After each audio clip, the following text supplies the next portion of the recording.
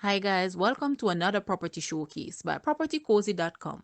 We have here a beautiful home in the highly sought after community of Tryall Gardens located next door to the world-renowned Tryall's Golf Club. This property is also 30 minutes from the Sangsters International Airport. A short 10 minutes walk will take you to a nearby beach. This home has been designed with comfort and luxury in mind. It sits on 0.26 acres of well-fruited land. This 4-bedroom, 3-bedroom house spans 37,000 square feet across 2 floors with an open concept and spacious design.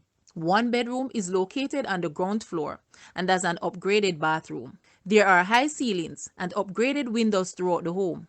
There is a heated pool, hot tub, outdoor shower, and pool deck for entertainment. There are full solar panels, which provide electricity as well as water tanks and AC units. The kitchen is an open concept with granite countertops. There is laundry room with access to the backyard. There is also a one-car garage with automated garage door and direct entrance into the home. Guys, let's take a look at this house and please watch the entire video for more details at the end.